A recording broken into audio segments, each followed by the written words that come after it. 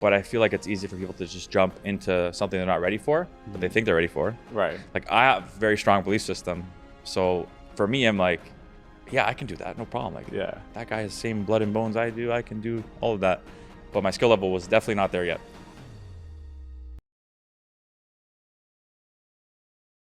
What's up, everybody? Thank you so much for tuning in to another episode of the Basem Hanna podcast. Today, I have the absolute privilege of interviewing a social media legend in Matt Campoli. Matt, thank you so much for being on the show. Yeah, thanks for having me. For those listeners that don't know who you are, can you kindly introduce yourself to the audience? Yeah, sure. So I'm Matthew Campoli. I am a real estate agent in Toronto, and I do a pretty good job of social media, I would say, which has helped my career. So I'm known for that. I also host the Price to Sell podcast, which is a real estate and business podcast. And so you'll see me heavily doing this every day and selling houses online. That's what I do. So this is the reason I want to do this is because you are always the me in the podcast situation. Yeah. You're asking people questions. And you do an amazing job, by the way. Like goals, actually.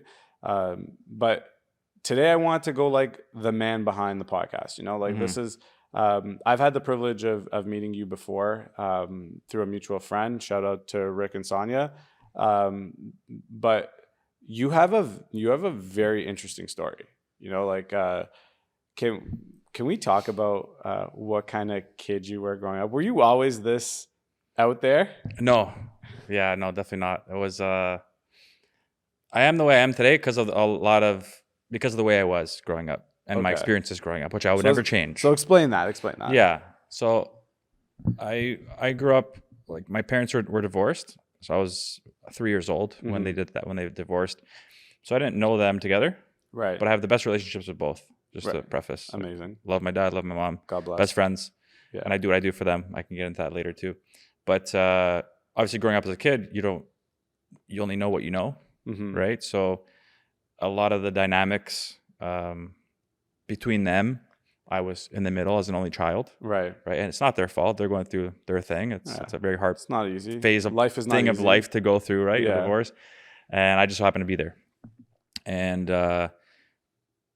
obviously there's the financial burden that comes with a divorce. Mm-hmm. So I hopped around a lot with my mom. Right. And she's doing her best. She was a teacher and doing her best to first provide for me, and then worry about herself. Right. Which she still does. But we grew. I was raised in like apartment buildings in Brampton, basement apartments. Shout outs to B-Town. Shout outs to B-Town. Yeah. That's where I was born. And then I was 8 years old. We moved to Vaughan. So now I'm a Vaughan guy. I get it, obviously. And you had to join your Italian brothers and sisters. Right? Exactly. Yeah. I had to. And our first house in Vaughan together was actually, we shared a home with some guy. I guess he was renting out the bedrooms. Okay. So my mom had a bedroom. I had a bedroom. Oh, really? Yeah. That's like now that's normal, but back then that was not. Yeah, it's very interesting looking back. But yeah, we had use of the house too. Mm-hmm. That was only for a year. It's okay. As you can imagine. Yeah. And then we moved into, she rented a basement apartment on Bar Hill Road. And I was there till I was about 17. Mm-hmm. So where everything kind of happened for me. And were you quiet? Yes. What kind of kid were you? Were you good at school? I was very good at school. Okay. I was very good at school. But I was a very shy kid. Mm-hmm. And I was bullied a lot too. So was I. We can talk about that later. Yeah. Yeah. So I have pretty big eyes. Mm-hmm. I grew into them now. I did. You got to own it, bro. I love my eyeballs. I have a gigantic nose. Okay. There you go. Yeah. There you go. So, but my head didn't fit. Like my body was disproportionate, I guess you could say, to like my eyeballs at the time. So I used to get made fun of for my eyes and like cartoon characters and all these things. And that's so funny. A lot of that shit weighed on me, you know what I mean? So it's like, it's tough. So I was very shy and had no confidence because of those experiences. Right. I just didn't want to even interact with people because I just felt like as soon as I started talking to them, they're going to look at me and start making fun of me in their head. Right. I had all these false insecurities. For sure. Yeah. For sure. So yeah, I was just definitely not like this growing up. So what was the What was the moment? 'Cause I have a couple of moments that Yes. changed my like perspective view. What were yours? I think my moment came late. I think I was stuck in the why me, maybe like sort of like a victim mentality for a while. Right. It's like, why do I live in a basement? My friends have all these houses, Yeah. right? But I understood, and I think like I know where my parents were, and they were trying their best, and they still try their best, and they did an amazing job. Right. But I made the decision with myself to never be broke Mm-hmm. and to never struggle financially in the future. So I think. And how old were you when you made that like personal contract? I think I always had that personal contract, like Just because subconsciously. Of life experience. Yeah, like I just knew like that was like a pain point for me. Yeah. I just didn't want to Being broke. live in that. Being broke or not having, like, looking on the outside of want, it is a very, very valuable life teacher. Yes. Yeah, I feel like you and I have a very similar experience where like we weren't broke and we always had love, but I definitely wasn't getting like the Tommy Hilfiger t-shirt growing up. It was like we shopped at like Kids World and Byway and Sears Clearance. Yeah. Yes, I get that. I remember all my friends got Air Force Ones when they came out Oh, with the straps. yeah. And then my mom and me and I went to Payless shoes, Yes. and I got a pair of Shaqs. Bro, I had Shaqs Do too. you have Shaqs Oh too? my god. Yeah, so I was rocking yeah. Shaqs. I needed a pair of shoes with the straps. It was Yeah. hard growing up in Vaughan because a lot of my friends, They had money and Yeah. and they got what they wanted. Yeah. And I really wanted those things too. I just didn't Shaqs. understand, And my mom really tried. Or She LA really Gear. tried. Like the LA Gear light up shoes, like depending on how old you were when you wanted I don't know about them. those. Oh my gosh. Okay. No. Maybe. I remember those though. Yeah. But That was all the rage. for us it was like and ones Yes. and like Mhm. Shaqs and like Air Forces Anything those. and Fat Farms Yes. and Baby Fats. I don't wear Yes. Baby Fats though. Yeah. Shout out to all the And girls. FUBU, but like Fubu. yeah. Yeah. Oh, we're really dating ourselves. Yeah. Yeah. Okay, so you have like a tougher childhood, not like it's just like it's an experience-based childhood. Experience based. Yeah. Amazing. Like I still was able to go to good schools, good education, Mhm. York University. Yeah, They gave me everything at the expense of their own for sure. life and lifestyle. Your parents. My parents, yeah. So for me, it was more the experience and a lot of, because I was an only child, so I only had myself to discuss these things with and Right. understand things with. Yeah. And I just realized that, okay, I don't want to ever be in these situations. Mm-hmm. And then on top of that, I want to retire my parents. Right. Oh, So that's nice. yeah, so they've become like my purpose Right. and like my kids now, Yeah. right? You have kids. They are my kids. Oh, okay. My mom and my dad. You know what, that's like a very life altering transition when Yeah. you go from being like the dependent to the provider. Yeah. That's not an easy transition, I'll tell you. Like, even like, not that I've ever needed to provide for my parents, but when I got to the point where I was probably not like helping them, not financially, but just helping them more than they were helping me, it like, there's a glass shattering moment there. Yeah. Right. Like Big time. It's hurt. I get it. Anyways. Yeah. Okay. So that's your motivation behind what you do. How did you set that out into action? So you go to York, you graduate, first job out of York. So I was, I'll circle back to when I was 19, because this is when things started to shift. So post high school, I actually didn't make it to York. Okay. I had a 74 average, needed a 75. So, and I wanted to be a cop. Okay. And Officer Campoli? Officer Campoli. Yeah. I'm a big military buff. Fun fact about me, I love military, anything about war. I'm a huge fanatic on that. I could talk all day. Okay. So closest thing, because I didn't want to go to Afghanistan. Yeah. Let me join the ETF. Okay. And do SWAT. Yeah. Right. And badass division, by the way. Right. Like the training alone. Yeah. Yeah. I'm obsessed with that stuff. So I went to Seneca to then go into York. Police foundations? No, actually, just to get into, I was going to do criminology. Okay. I wanted to one up it. I wanted that degree. Got it. Right. I wanted to, give myself more of an opportunity when I got into that field. That didn't last. I got pulled over by some schmuck, and I was like, I don't want to do this. Right. No offense to police officers. I was going through my changes. Right. I was going through a lot of identity shifts. Took a year off of York, then went into construction, did landscaping, did pools. And I'm like, okay, maybe the trades is for me. Just got ripped apart every day for $13 an hour. Yeah. By my boss. Yeah. Yelling and yelling and yelling. And I was like, this is not it. Yeah. And I just see how miserable the guys, some of them were. Yeah. That I was working with. And I was like, this is not it either. And then I was given a book, Rich Dad, Poor Dad. Yes. And that shifted a huge piece of me because I just purchased my car, an Acura Integra. Nice. And I was going to soup it up. Yes. And then I'm like, oh, asset Type liability. R? No. Can't afford the Couldn't Type afford R. the Type R. Type R is tough. This is a clean one, man. It was I forgot what type it was. Oh, it started with an L. Like an SE or something. Yeah, something like that. The sunroof version. That's nice. Stick. Yeah. So I'm like, okay, asset liability. So I started, things start to shift. And then I fell into barbering. Okay. So at the age of around like 20 years old, my mother taught hairstyling in high school. And my cousin was a hairstylist. I had a lot of hairstylists in my family. So my mom had all the equipment. Right. And then my good friend Gabe hit me up. He's like, dude, you have all the hair equipment. Come shave my head. I need someone to shave my head. I was like, sure. I was always into hair. Yeah. So I was like, let me go there. And I shaved his head, had fun with it. And then my boy Luca hit me up. He's like, okay, bro, I need a mohawk. Yeah. Come give me a haircut. So I did that with him. And then other friends, I started to fool around. And we started hitting the clubs. And people started to see my friends with these fades and say, like, who cut your hair? Because the barber game wasn't big yet. It was still like we were all still going to like our old 60-year-old hairstylists who didn't know how to fade. Of course. So when they saw like a half decent fade, these guys were like, yo, who did that? Right. Like, Matt did it. Like, how much you charge? I was like, shit, nothing. Yeah. So $5. Yeah. So I just stumbled into that. Long story short, with that grew into about like a 200-person thing for me. Where I was just cutting everyone's hair. And then that's when the entrepreneur Matt woke up. Right.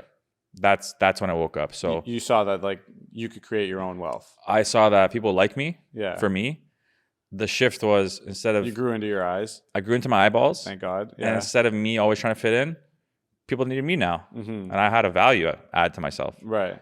So that, along with all the self-development that was going on and learning, is when I was like, okay, I could take control of my life. Okay, so you go from barbering. By the way, I have a buddy named Roberto Rego. He has. Oh yeah, I know Rob. Yeah, he's like literally the exact same story. Like in high school, he used to cut our hair for free, and then it turned into $5 a haircut, and then now he like runs a couple of like really successful barbershops. So in Mimico, right? He has one in Mimico and one in Streetsville. Yeah, it's awesome. Yeah, shout outs to Roberto and upper management. Yes. Okay, so you're in barbering. What's the next move? So I was trying to figure that out because I understood the power of networking now, and I had a network. So I studied history in New York. Right. That's what I ended up just settling with. Yeah, because you don't want. And I didn't want to do anything with it. I loved the topic. I just didn't want to do anything with it for a career. So I wasn't sure. So I thought about club promoting. Okay. It's like, how can I leverage this network? I can run buses from Vaughan to downtown. It's good money in that. It is. Right? Is. I'm laughing because we did something similar when we were university students at Western. Okay. Yeah, we used to run buses. Pretty profitable. Man, they pay you like, it is profitable. $20 a person, and then we would fill it up. And then you get a piece of what they spend at the bar. Oh, I didn't have that set up. Oh, see, I wasn't that smart. You gotta negotiate. Yeah. Right?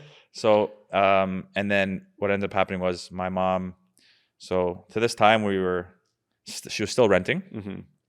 No more basement. She was in it. We did a couple houses after the basement. Okay. And then she finally said, Matt, we're buying a house. So it was in Woodbridge, a semi-detached, back split.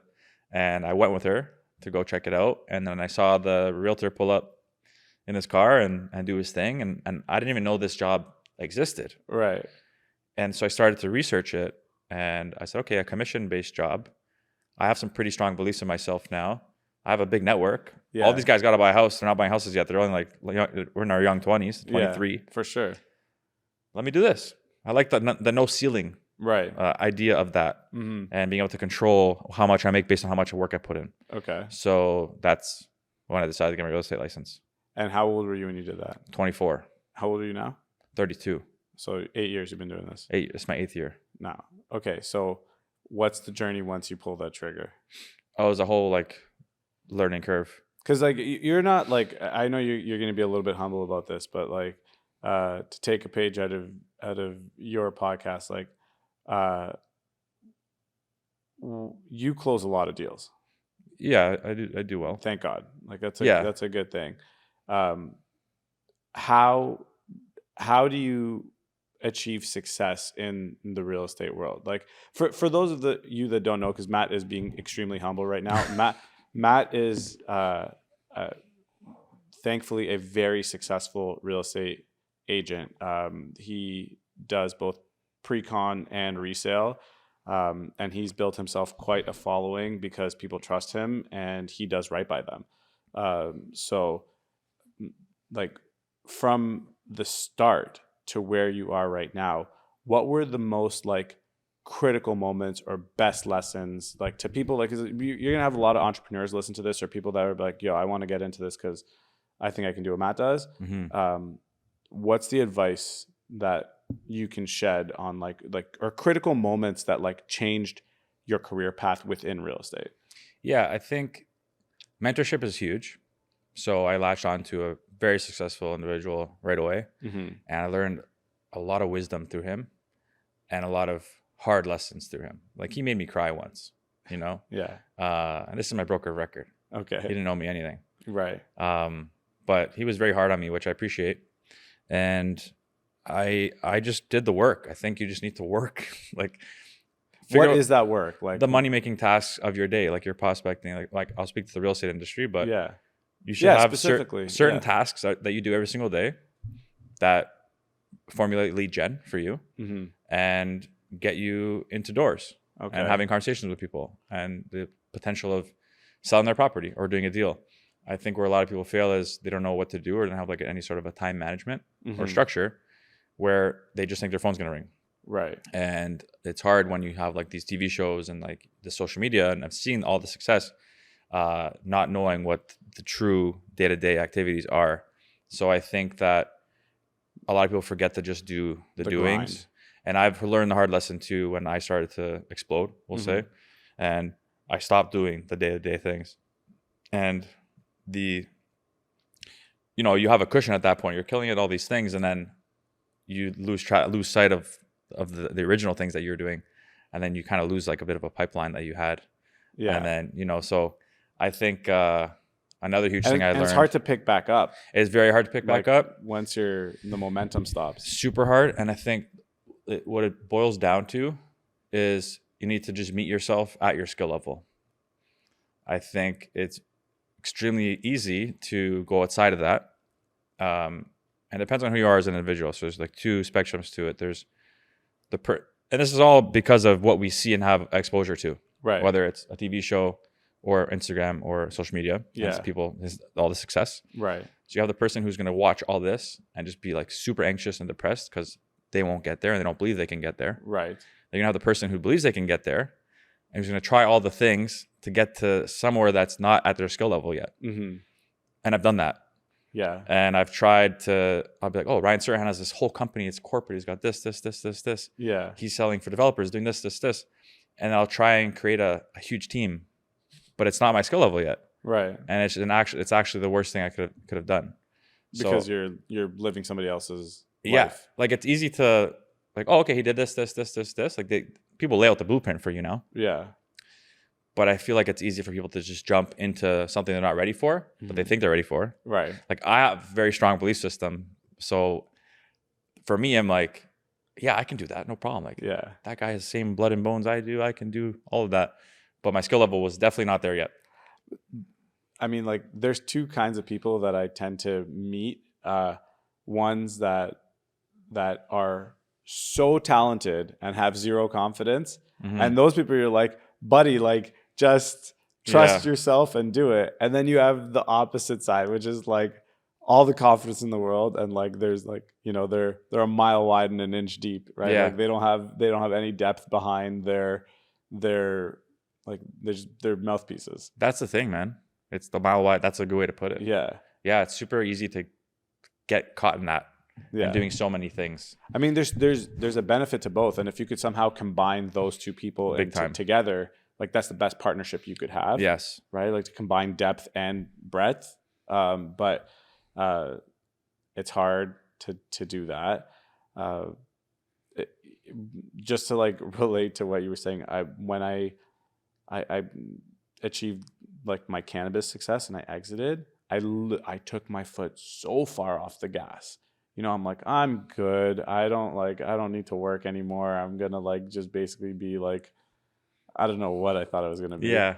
And then I realized I'm like, one, I need to like, I've been built to work. I like my whole personality, my whole conditioning is to work very hard, be the hardest worker in the room. Like that's how I got to where I was.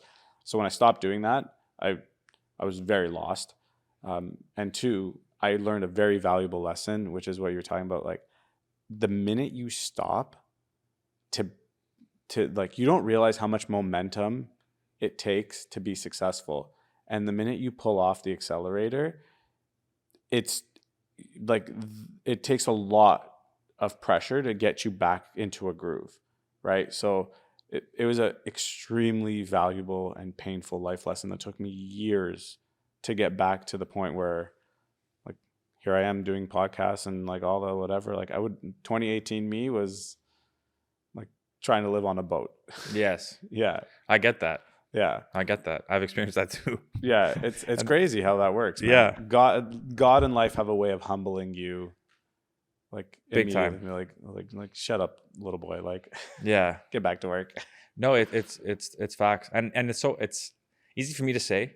And again, like I'm a big Alex Hormozi fan. Yeah. So I think that guy like really boils everything down to some very simple tactical information of like, this is all you need to do. Yeah. And I've learned a lot through him, but I could listen to him all day. But if I didn't go through all this myself, I don't think I'd be able to do what I'm doing right now. Right. Because I have so much clarity now because of the mistakes I made. So that makes sense. 100%. Yeah.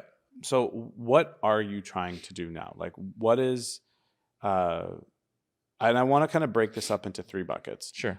Let's talk about your real estate career, your presence on social, and then your personal. Yeah. And so let's start with real estate because this is like the professional podcast. So yeah. So last year I thought I could build a team. Okay. And kind of just said yes to everyone. Like, yeah, come on, like, all right, take on the branding, let's do it. Yeah. Was not at my skill level yet. Okay. This year, I now have a small team, very efficient. Right. And I'm loving it. I'm like obsessed again. That's good. I lost the excitement for selling. Mm-hmm. I'm super pumped again. Now, are you trying to sell yourself or are you trying to teach people to sell? I'm trying to sell myself. Okay. I love it. Yeah. And like the core, I built out a really cool operating system now. So my goal with real estate sales and my real estate business is to just keep bringing really good value to my clients, mm-hmm. doing an excellent job at selling their properties because I'm very listing focused. Right. And just giving them the best customer service experience possible. And while we're on the, okay.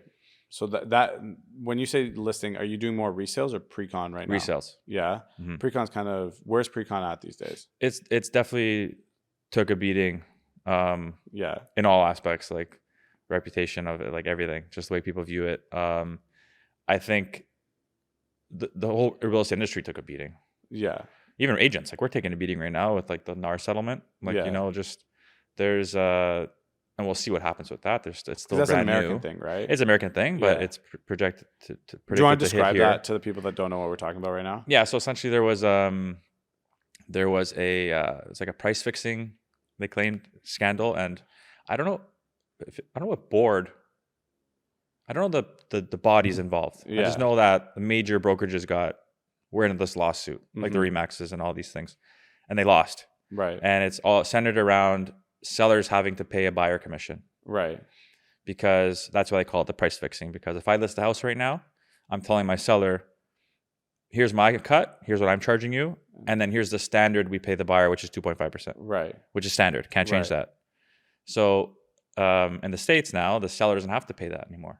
Okay. So these buyers agents either have to go to their buyer for the commission or work out something with the seller. But it's not an obligatory. It never was though. It never was. It just became a industry standard. Right, which kind of like it's hard to work against it. You just think like, I need to do this. Yeah. Right. So it's interesting. I think the media behind it, and everyone likes to hate a real estate agent. Right. There's so much hate online with realtors. Do you think real estate agents get more hate than developers? I probably not. Yeah. Probably not. We get a lot of hate. Yeah. Yeah, we get a lot of yeah. hate. We're friendly, bro. Developers. Yeah, we're all and agents. People are just gonna troll online like crazy and project like crazy. Like it is what it is. Hate is hate. Hate is hate. It is what it is. How do you make, before we move on to social media, Matt, and personal, Matt, how do we, like, and for my own personal knowledge, how do I make social or pre-con sales sexy again? Like and this is an honest question for me. Like I'm learning right now. I mean, I think just pricing. Is it pricing or is it like a deal? A deal, which is pricing. Yeah. And then some sort of like really cool incentive. Yeah. That makes it look like a deal. Because like I'll tell you, like the rate limiting steps from our end. Go ahead. The rate limiting steps from our end are, there's a relatively fixed cost to building condo buildings. Like it's not like I can make the building cheaper. Like every year the trades want to have like a slight increase in their price. Concrete's going to go up, steel's going to go up. Like that's just the way life works. That's where the problem is. Yeah. That's where the problem's been. Right. Like and the problem is the resale market took a hit. Yeah. So now this created this huge gap where it's like when pre-con once made sense, now it's like there's no appreciation anymore. Yeah, it's like are we gonna fill that gap in 4 years? It's a larger barrier and it's a much larger thought process the buyer needs to go through. So this is something we talked about offline that I'm not prepared to share online, but I am definitely working on a way to. I think the days of pre-con sales, lineups outside sales centers, and like trying to get allocation are gone. Mm-hmm. Right. I think we need to move into the era of what's a good deal. Like how do we provide good deals to end users or investors? And then how do we as a developer agent like work together to make sure that these people are taken care of and want to continue to put their money into these longer term vehicles. Okay. They try to make money. People try to make money. People just want to make money, man. Like if you could simply just, you're going to make money on this. Here's how. And here's how you're going to make money on this. Right? And here's the risks and rewards that you're going to be taking. Like exactly. I think, yeah, because the original way of like, oh, don't worry, in 4 years it's going to go up more than the price per square foot that you paid for it now. That's proven to be wrong now. That's the today thing. That was wrong because people got really carried away in COVID. True. In COVID, people got so carried away. Like, you're buying things for like $13.50 a square foot in Square One area. Like that's like downtown pricing. It is. It is. So, okay, I hear that now. And so your goal in 2024, 2025 is to just sell a shit ton of real estate. I'm going back to my old ways. Back to your roots. I'm laser focused on just selling real estate. Okay. The other stuff it's cool because I built my brand. Yeah. And I won't take the pit off the gas there either. You shouldn't. Because that's where I get that's my funnel. Yeah. So my focus is on where is the best ROI on my time right now. Right. And that's where my focus is because I have done all the things, man. I've done it all. Yeah. I've literally spread myself so thin and I've learned the hardest lessons like that. And my bandwidth is only so much. Yeah. And the amount of clarity I have right now, like the way I feel in flow, right, as of like this past month, 2 months, has been so good. That's amazing. Like I love hearing that. And it's so simple. Yeah. It's actually so simple. I mean, when you tend to like clutter yourself, not like you personally, but like myself as well.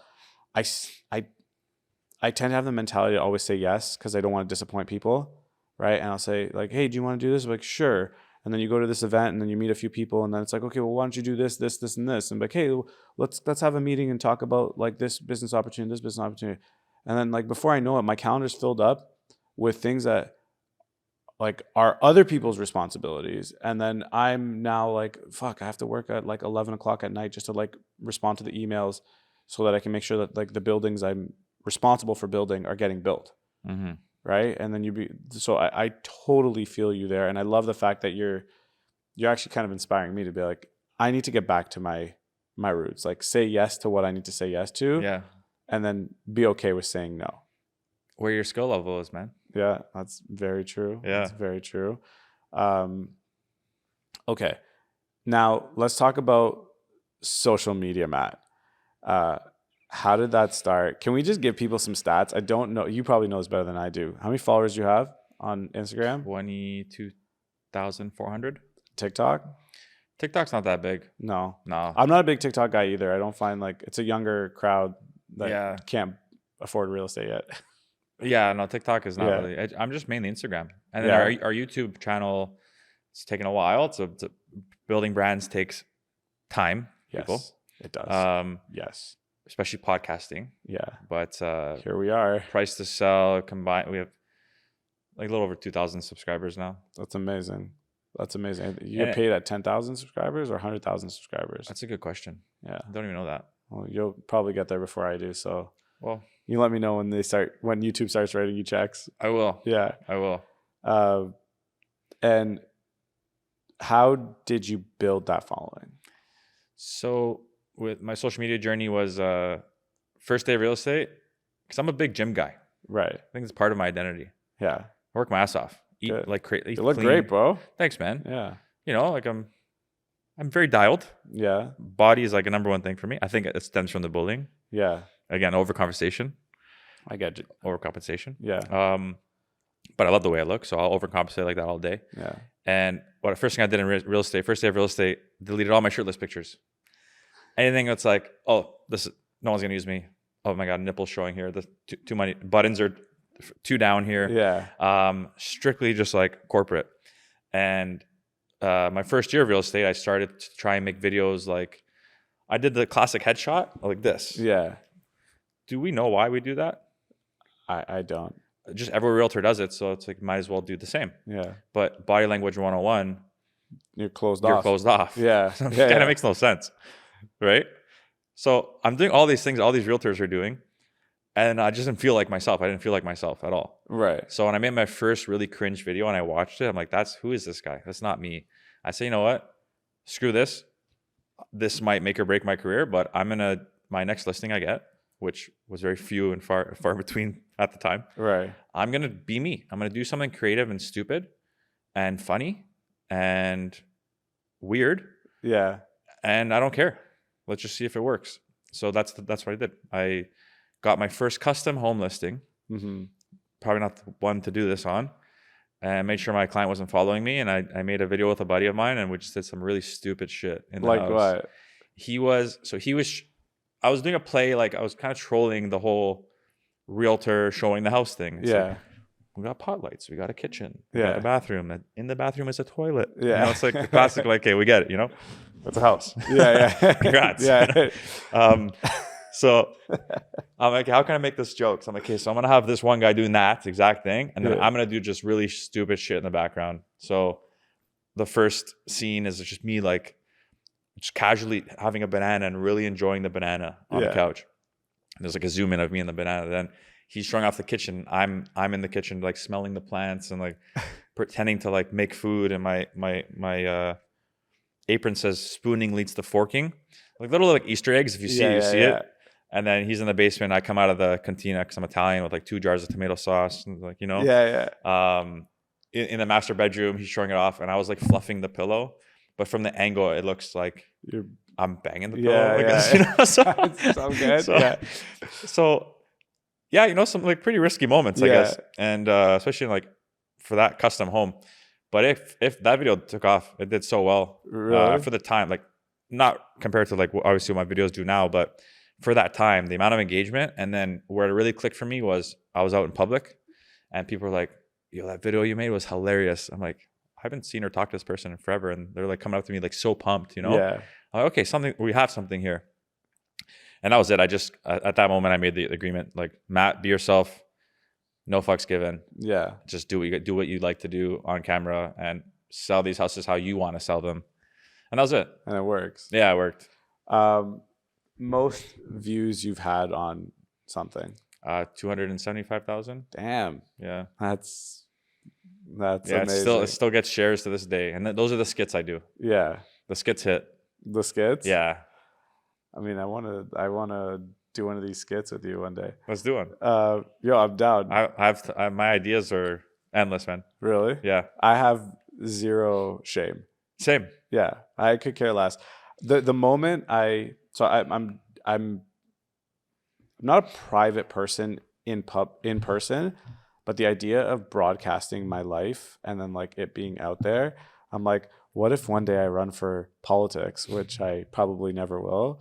Like I'm gonna have to do like an Eminem 8 Mile moment where I like basically like post all of the embarrassing moments that I have online and be like, okay, like Now it's out there. tell them something they don't know about Yeah, me, exactly. you know? Yeah. Yeah. Okay, so that is social media, Matt, and it's booming and it still grows every day and you're having fun with it, right? Yeah, I think personal branding is huge. Yeah. I think what you're doing with this pod is good and Trying, genius. man. Yeah. Trying. I was talking to them about it. Yeah. But personal branding in today's day and age is huge. My next thing that I want to try and do is I'm on my 4th business start right now, and this next one will probably be the biggest one that I do, Okay. Which is like an exempt market dealer, raising equity more formally. Normally I raise money from family and friends and they put money. It's organized, but it's not organized. I took the time over the last 2 years to become like regulated. I got an exempt market dealer license from the Ontario Securities Commission. So now I can go out and I can raise money with the big boys. I want to take people through a day in the life, but like always, like not just a singular day in the life, but like the real struggles and like everybody posts their wins on social. Like it's like some trophy case. I'm like, yo, it sucks sometimes. It does, like 90% of the time, like my Yeah. life is like, oh God, like just like get to the next stage and then you'll be able to celebrate. And so I want people to see that a little bit more. That's like, you know how you're like, I want to be myself. But the moment that it clicked was like, I'm like, stop giving a fuck what people say, what Yeah. people think and do. Cause That's the most important first step. yeah. And the thing that I can't remember who told me this, but they're like, dude, you're going to get to a point in social where you're going to have to sponsor your posts. That means you are paying people to look at you and you're worried about people looking at you for free. Like you should be so lucky that they would look at you, whether it's good or bad, it's good for you. Yeah. Right. Like they're broadcasting you and they're like, and also no one's paying attention. Yeah. Everybody's worried about themselves. Yeah. Right. So like just be you, have fun, do whatever it is that you need to do. The minute that clicked, I was able to do this more comfortably. Yeah. The first episodes, thankfully, the first episode of this podcast I did was with Rick Dillon, who's a mutual friend. He's actually the reason that we know each other. Yeah. He's a very easy person to talk to because he's like, he's larger than life. Yes, he is. But then the next couple, I found that I got into this like very like Q&A routine where I wasn't actually having a conversation with somebody. I was rifling through a list of questions and not even paying attention to the answer. So that is like the social media journey is a tricky one. It is. What would you give somebody as advice when starting social? I think value. You want to be valuable. You want to be trustworthy, and you want to make content that's fun and engaging, and give people a reason to want to stick around and circle back. Right. Engage with your people. Like it's a whole business. I struggle with that. Me too. Like the camera, like I feel like it's like my kryptonite right now. And with what? There's like being like talking to the myself camera? on camera and like doing a story. Yes. Like You get used to it. I got to get over myself. Yeah. And it becomes fun. I think so. Because I guess you'll get feedback from people. You will. You'd be as surprised. you post. You'd be surprised. All right, man. You'd be very surprised. Maybe I'll give it a shot. Yeah, you should. I Yeah. better see one by today. Yeah, and Like 5 o'clock. Consistency is key. Big time. Yeah, consistency is huge. And just have a direction with what you're trying to build. Like here's how to not build a brand. It's to post all kinds of different things confuse the shit out of everyone. Yeah. And like you want to be consistent, but consistent with the same thing, and provide good value and make people want to trust you. And there's so many opportunities that can come out of building a brand in the future, that doors just open up. That has been like the thing that keeps me going on Insta when or just on all social, like when somebody that I've been trying to get a hold of, or that I wouldn't even think to reach out to because I'm like, they're never gonna like pay attention to me, and then they reach out to you. They're like, hey, I saw your stuff. I think it's good. Yeah. Let's set up a meeting. I'm like, yeah, this is worth more to me than. You start to attract. Yeah. You start to attract everything. Yeah. Very positive. Yeah. Okay. Personal Matt. Are you, what's your like personal life like these days? As of late, I'll talk about my late life, because as of really late, because it's been really exciting for me. Yeah. But I've just been in monk mode. Okay. So what does that mean? I've just been with myself, man. Yeah. I'm saying no to everything. Just you and the pillows? Just me, myself, my cat. I've been saying no to a lot of things. There's power in that. Big time. Yeah. Because I saw a video once, it was just an Instagram video, and my buddy sent it to me. And I'm very blessed for my friends, by the way. Yeah. Like I got yourself with. I have like, these guys are killers. They killing it in life and everything in business. And like my phone conversations are very stimulating if I'm having them. Yeah. Other than real estate. Right. But I saw one video where it said in like 6 months, if you just really dial what you can do in 6 months, man, you can't do in like years. Right. You know? So that's what I've been doing. And I can sense that from you, bro. Oh, like, awesome. Even from the last time that we met till today. Yeah. Like I was in a much different place then. You're a different you're the same person, just a different manifestation. Like you're projecting a different way. I appreciate that. Lots more confidence. Yeah. Not that you didn't have it before, but like, yeah. Like, you know what you want right now. Like, yeah. Even, like, and it's so hard to get there. And yeah. so I'm trying to hang on to that. Good. But I've just been really dialed in building out my real estate business, building out price to sell as a media outlet. Yeah. And try and bring as much value through content for my people. And that comes in the form of like writing different ideas. What I've been really enjoying recently too, and maybe something you could even dive into eventually, but I've been doing a lot of solo episodes where I'm sharing, because I've been in this mode where I'm learning a lot and really absorbing information, to help me retain it. I like to talk about it. So I'll do like little short burst episodes. Yeah. And I'll just go in on different topics. I'm a big self-development guy. Like I have lots of coaches for that. So I feel like I have a lot to share, but that's been it, man. Just I'm waking up really early, and I used to be like, I do meditate and I do all that stuff, and I always will. I have but I feel like I've simplified it for myself, where I'm not spending so much time doing that morning routine anymore. Right. And I actually wake up and I just work. I'll dedicate like focused work of like 2 hours before the gym, no phone, and I get a lot of shit done. And I've learned, there's a guy I follow, Dan Coe. Yeah. You know who that is? I do. I just discovered him. Okay. He's really inspired me to do this kind of focused work. And yeah, man, like I go for walks throughout the day. And that's where I get a lot of my ideas. Right. Just nothing though. Like I don't even like bring my phone. I just go for walks and I just soak in things. Dude, the power of like the disconnection. Oh, it's so big. At the beginning of the year, I took a trip with my family and my phone broke on day one of the trip. So that's cool. We were for 7 days. I had nothing. Right. I didn't take my laptop that trip. So I literally was disconnected and like forced disconnection. It's not like I planned it or I could tell people, hey. So I was like sweating my job and I'm like, what? And the first 48 hours felt like I was actually in withdrawal. I was like sweating. I couldn't sleep properly. I'm like, oh my God, people are all trying to get a hold of me. And how could I'm not even responding to their Happy New Year's messages. And then by day 7, I'm like, I should throw away my phone. Like when I get back home, I should just not buy one. Yeah. And I'm like, that's not realistic because I gotta I have people that you're doing stuff. I have things responsibilities. But the mental clarity that you get from walking away from technology or whatever the distraction is in your life, dude, you need that. People need that in their lives. Like the fact that you're able to balance that is admirable. Well, it's very recent. Yeah. It's very recent.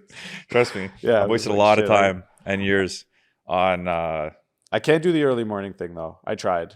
Yeah. I tried my hardest. I'm a late night guy. Okay. That's fine. Yeah. That's fine. Like I put my kids to bed, Mhm. and then everybody on my team hates me for this, but like I send emails from like 11 to 2 in the morning. Okay. That's That's your time. That's my time. That's my 5 to 7. Yeah. That's like it's just, but it's quiet. No one bothers exactly. you. It's the same idea. Yeah. So it's really the same thing. It is. I think that people just think like, oh, 5 a.m. wake up, do this. It's just like there's so much shit.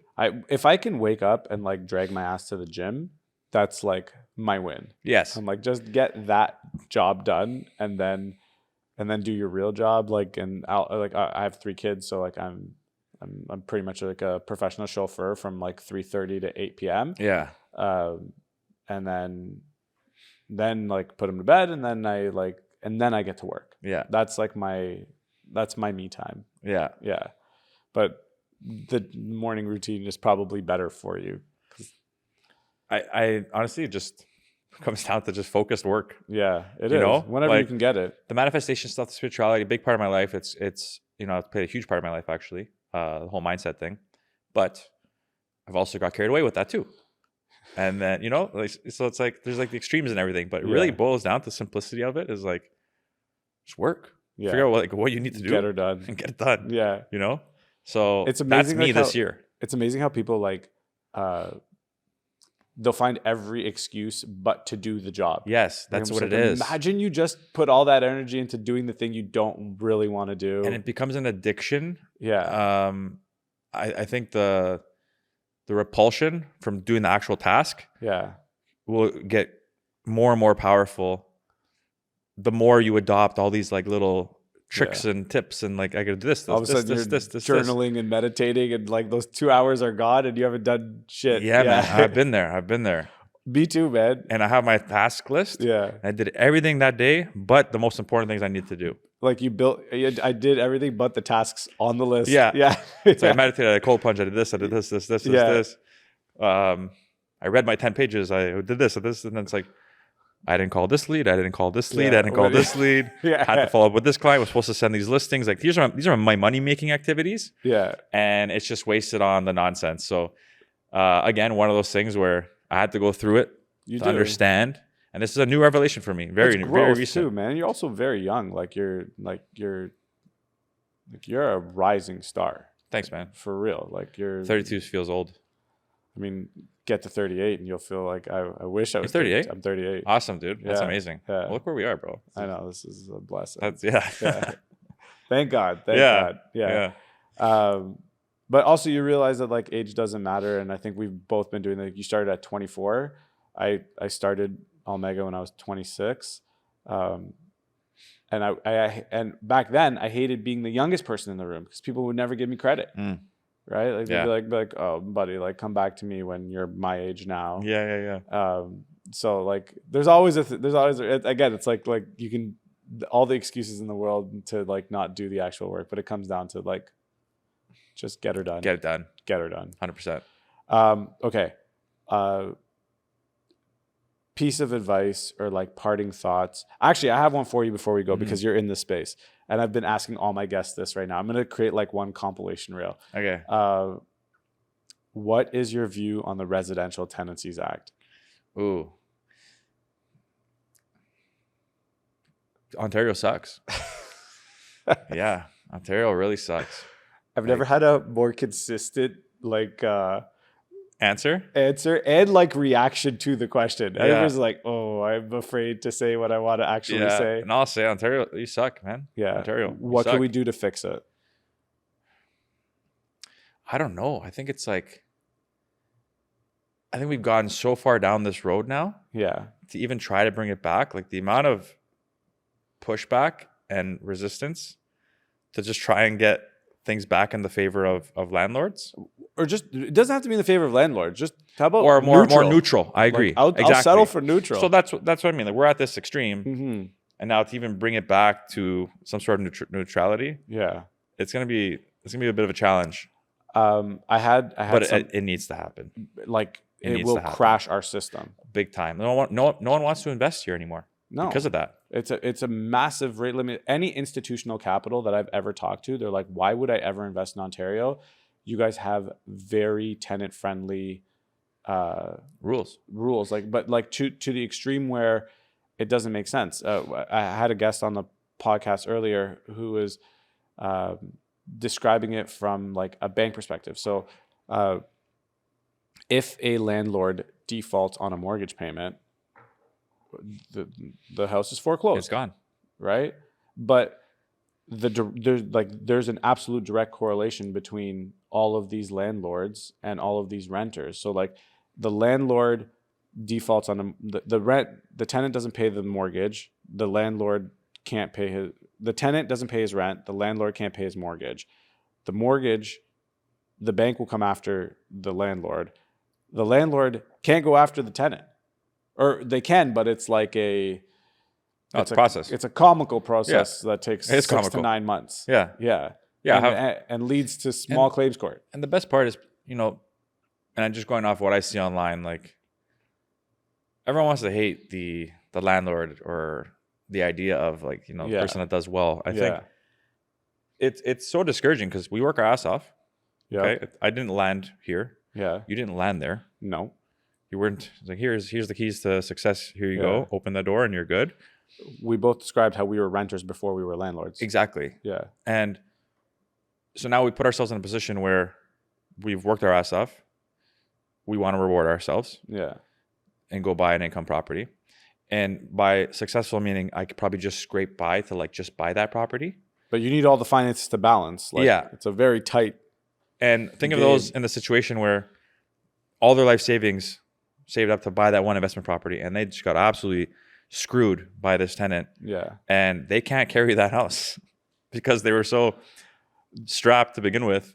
And they're just trying to make a better living for themselves. And there's people who know how to really take advantage of the system. And I just think it's not fair. I think there has to be some sort of a common ground here. I really thought Doug Ford was going to like do something. But you go up against the tenants and like the Residential Tenancy Act advocates, and that's what I mean, man. Think of that pushback. They're like we're so far gone. They're the most powerful mafia in the world. Man. Yeah, I'm an Airbnb guy. Trust me. Yeah. The whole thing about the rules and regulations in Toronto because of not enough rental units. Yeah.